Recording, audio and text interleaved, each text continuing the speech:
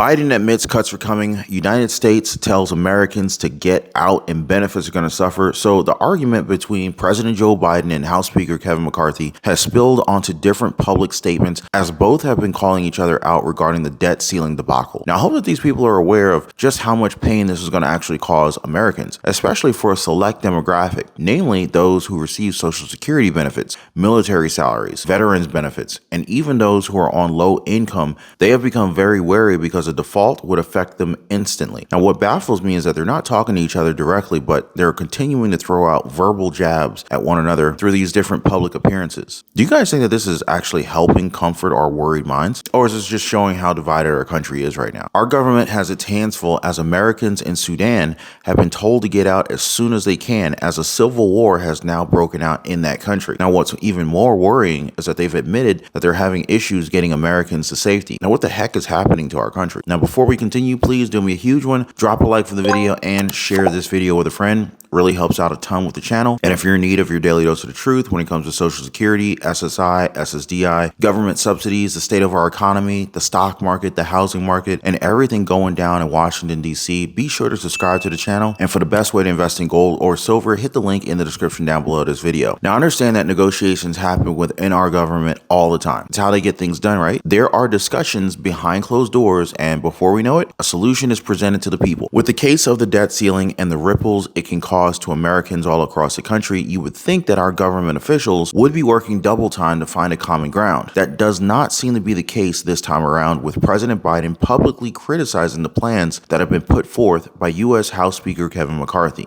Folks, we know there's more to do. And yet yesterday, the Speaker of the House of Representatives, Kevin McCarthy, went to Wall Street. He did not tell the wealthy or the powerful on Wall Street that it was finally time for them to start paying their fair share of taxes. That didn't come up.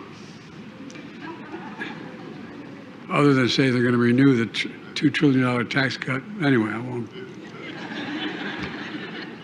Instead, he proposed huge cuts to important programs that millions of Americans count on, millions of middle-class, suburban, as well as inner-city folks. He threatened to become the first speaker to default on our national debt, which took over 230 years to accumulate. He threatened to be the first one to default on the debt, which would throw us in a gigantic recession and beyond, unless he gets what he wants in the budget. Folks, you've got to ask yourself, what are MAGA Republicans in Congress doing? Because this is not your father's Republican Party. It's a different deal. Economists from Goldman Sachs have said that due to weaker than expected tax season revenues, the U.S. could hit the debt ceiling way earlier than expected, which is why I'm hoping to see more urgency within the people involved to have this straightened out. McCarthy on his end did say that they have a solution, but that it should be on their terms. Today, I'm proud to announce that we are introducing the Limit, Save, Grow Act of 2023. This responsible legislation will be led by our budget chairman, Jody Arrington. Would responsibly raise the debt limit into next year and provide more than $4.5 trillion in savings to the American taxpayer. Now, here's how we do it. First, we limit government spending. Our plan would return discretionary spending to pre-inflationary fiscal year 2022 levels, and then limit the growth of spending to 1% per year. Now, these are the same levels we had just 4 months ago. I didn't hear, Mr. Speaker, a single Democrat complain about that level of spending. These spending limits are not draconian, they're responsible. Federal spending exploded in the past 2 years when Democrats controlled all, and that doesn't include the trillions of COVID-era spending. But limited government spending will reduce inflation and restore fiscal discipline in Washington. If Washington wants to spend more, it will have to come together, find savings elsewhere, just like every single household in America.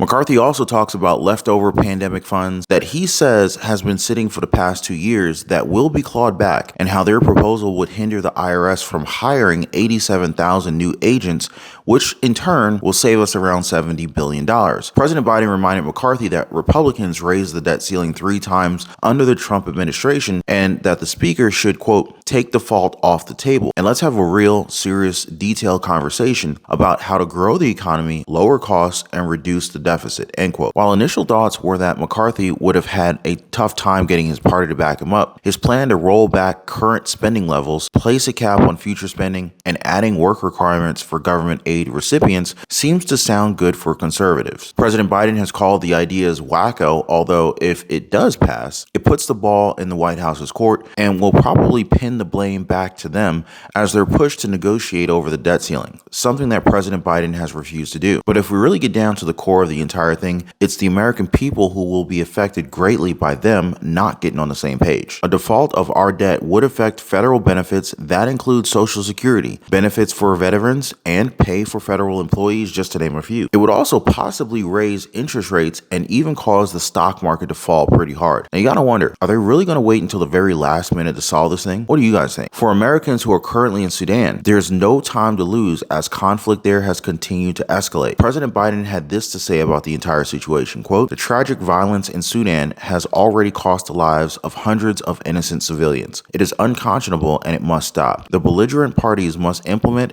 an immediate and unconditional ceasefire, allow unhindered humanitarian access, and respect the will of the people of Sudan, end quote. The United States, though, has already admitted that they were unable to have a military presence in Sudan that can assist in evacuating the 19,000 estimated American citizens who are still stuck in the country. When you hear stuff like this, I mean, with the debt limit and how limited our forces are at this point, do you feel as if this isn't the United States of America that we grew up with? I'm asking because I already had a lot of people telling me that this is not the same country anymore. And we learn more about what's happening around us. It's becoming much tougher to refute this statement. But what do I know, guys, right? I'm just a guy online trying to give you guys the truth one video at a time. Make sure to share your thoughts on everything that's happening with our country in the comment section down below. And while you guys are down there, why don't we just kind of talk a little bit about some opportunities that can make you some money? That's always a great topic, right? Now, with all of this talk about raising our debt limit, you kind of wish we had that kind of option on our credit cards because our expenses are becoming that much more ridiculous. However, like I said, we're here to make your cash flow better, not build debt. Now, if you're interested in learning more about side hustles, small businesses, ventures that can possibly generate multiple streams of income, wise investments in the stock market and the real estate market, especially where the discounts are expected, it would be best that you drop a comment down below. Let me know if you're interested in learning more about these topics. Now, before I go, please do me a favor, drop a thumbs up for the video and share this video with a friend. Please be kind to one another, and I'll see you on the next one.